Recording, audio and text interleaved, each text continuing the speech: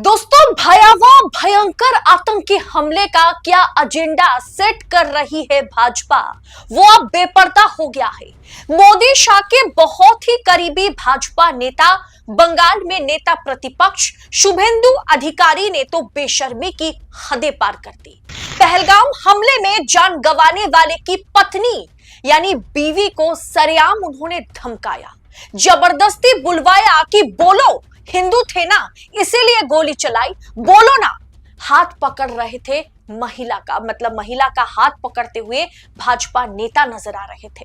कैमरे के सामने बोलने पर उन्हें मजबूर किया जा रहा था। शुभेंदु अधिकारी क्या कुछ करते हुए नजर आ रहे थे।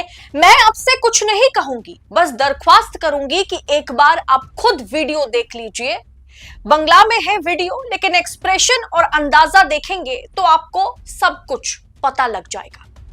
हिंदू बने अपनी बोलून, अपनी ছিলেন আপনি বলুন হিন্দু বলে মেরেছে, বলুন কাল রাতে আমাকে বলেছেন হিন্দু বলে মেরেছে, হিন্দু বলে মেরেছে, বলুন বলুন আপনি মুসলিম আপনি কি কালমা পড়তে জানেন?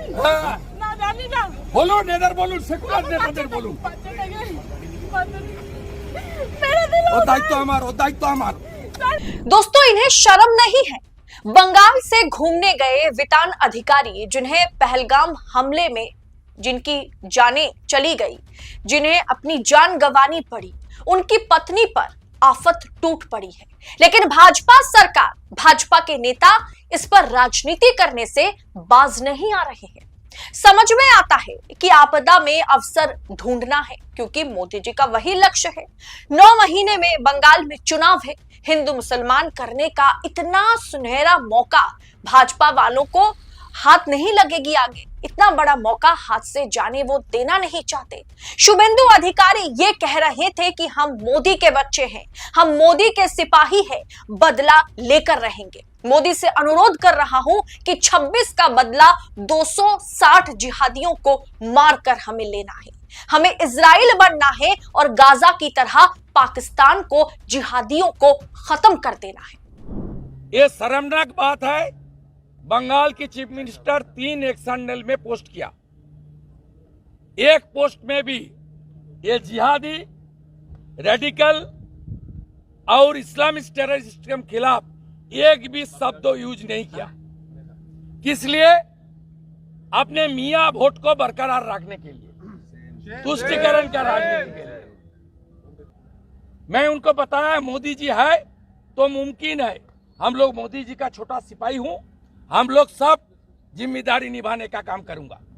दूसरा, समीर गुहो जी का स्त्री वाइफ, उन्होंने टीएमसी का काउंसिलर का सामने, असीम बसु का सामने मुझे बताया हाथ में डोरी था, हिंदू पहचान लिया और गोली मारते मारते बताया तो मोदी का आदमी है तो तुझको मौत का घात उतार दे रहा हूं। मोदी जी कुछ कीजिए आप।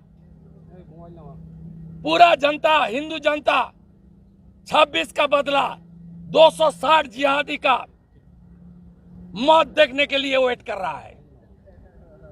जैसे इजराइल का प्राइम मिनिस्टर गाजा का नाम और निशान मिटा दिया, आपको भी ये पाकिस्तानी और इस्लामिक घुसपैठिया का नाम और निशान मिटा देना चाहिए।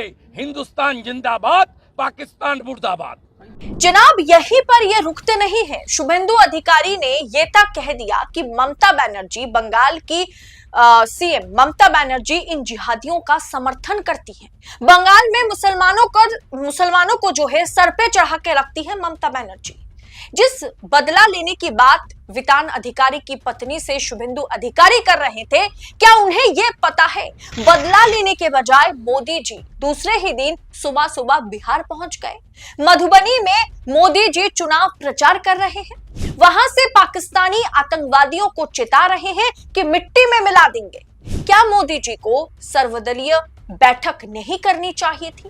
क्या मोदी जी को अभी एयरफोर्स, नेवी और साथ ही साथ आर्मी के साथ बैठकर पाकिस्तान को किस तरीके से लाल आंखें दिखाई जाएगी उस पर बातें नहीं करनी चाहिए थी? मीटिंग्स नहीं करनी चाहिए थी? मोदी जी ने एक्शन के नाम पर क्या किया जिसे गोदी मीडिया बार बार दिखा रही है। देखिए ना आपके स्क्रीन पर, पाकिस्तान का ट्विटर हैंडल अकाउंट ब्लॉक कर दिया गया है। मतलब भारत ने पाकिस्तान का ट्विटर अकाउंट ब्लॉक किया। ये कोई गर्लफ्रेंड बॉयफ्रेंड की लड़ाई थोड़ी हो रही है कि गर्लफ्रेंड के साथ बॉयफ्रेंड की लड़ाई हो गई तो गर्लफ्रेंड ने बॉयफ्रेंड को ब्लॉक कर दिया। खैर, भारत पर इस तरह की टिप्पणी नहीं करनी चाहिए, बिल्कुल नहीं करनी चाहिए, और एक पत्रकार होने के नाते तो कतई नहीं करनी चाहिए। लेकिन मोदी जी ने क्या कार्रवाई करी है ये जान लेना बहुत जरूरी है। दोस्तों, आपको याद है कोरोना के दौरान, कोविड के दौरान 2020 में जब चीन ने भारतीय सेनाओं को मतलब मौत के घाट उतारा था, करीब करीब 20 जवान शहीद हुए थे, तो मोदी ने चीन पर क्या एक्शन लिया था? कुछ एप्स बैन कर दिए थे, टिकटॉक, लाइकी जैसे ऐप बंद कर दिए गए थे। लेकिन कुछ ठोस कदम मोदी जी ने नहीं उठाया था। मोदी जी को इस स्थिति में चुनावी जनसभा को संबोधित करना जो है वो सही सूझा है। इस समय में मोदी जी को 13,000 करोड़ से अधिक की विकास परियोजनाओं का उद्घाटन और शिलान्यास बिहार में करना था, मधुबनी में करनी थी। क्या यह दौरा 2 दिन के लिए पोस्टपोन नहीं किया जा सकता था? क्या ये दौरा पोस्टपोन करना उचित नहीं था? मोदी जी को देखिए, वीडियो में नीतीश के साथ एकदम बातें करने में मशगूल हैं, और नीतीश कुमार के बारे में भी क्या कहे। देखिए, हंसते मुस्कुराते हुए जनाब नजर आ रहे हैं।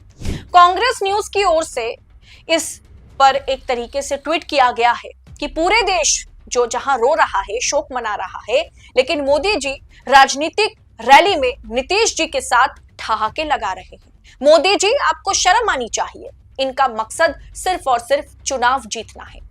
अपना काम बनता, भाड़ में जाए जनता, यह इनका पॉलिसी है। दोस्तों, आपने सेना को मतलब खोखला कर दिया है। आपने मतलब मोदी जी ने सेना को खोखला कर दिया है। कल ही मैंने आपको एक रिपोर्ट में बताया कि सेना में 1 लाख पद खाली है। सेना में सैनिकों की कमी है, हथियारों की कमी है, सेना की बजट में लगातार कटौती की जा रही है, जिसके बाद भी बंगाल चुनाव को देखते हुए फैक्ट्स पर बात ना करके किस तरह से इसे सिर्फ हिंदू मुसलमान किया जा रहा है। इस बात से कोई इनकार नहीं कर सकता कि धर्म पूछ कर मारा गया है, हिंदू थे इसीलिए गोली चलाई गई है। तो धर्म पर बातें क्यों नहीं होगी? जरूर होगी, होनी भी चाहिए, लेकिन उसका राजनीतिकरण ये नहीं होनी चाहिए। उसका राजनीतिकरण करना गलत है। उसका राजनीतिकरण देश के हर राज्य को कश्मीर बना सकता है। किसी को इसका राजनीतिकरण करने मत दीजिए। क्या आपको लगता है वीडियो देखने के बाद कि शुभेंदु अधिकारी वाकई परेशान थे उस महिला के लिए, उस परिवार के लिए? उन्हें उस वितान अधिकारी या उस महिला के लिए उनका दिल रो रहा था क्या? या वो बार बार इसे हिंदू मुसलमान के मापदंड में तौलना चाह रहे थे? आपको क्या लगता है? इस पूरे विषय पर आपकी राय क्या है? एक तरफ शुभेंदु अधिकारी, जहां हम मोदी के बच्चे हैं, मोदी के सिपाही कहकर 26 का बदला 260 से लेंगे ये कहते हुए नजर आ रहे हैं। दूसरी तरफ मोदी जी मधुबनी में कहीं ना कहीं आप कह सकते हैं कि चुनावी प्रचार में मशगूल नजर आ रहे हैं। इस पूरे विषय पर आपकी राय क्या है? इस सरकार की सोच और मंशा पर इस घटना के बाद सरकार किस तरीके से खामोश नजर आ रही है, इस पर आपकी टीका टिप्पणी कमेंट बॉक्स में हमारे साथ साझा जरूर करें। और ऐसी तमाम खबरों को लगातार पाने के लिए 4 PM के साथ बने रहें। फिलहाल इस रिपोर्ट में इतना ही। जल्द होगी आपसे मुलाकात। बहुत बहुत शुक्रिया आपका। जय हिंद, जय भारत।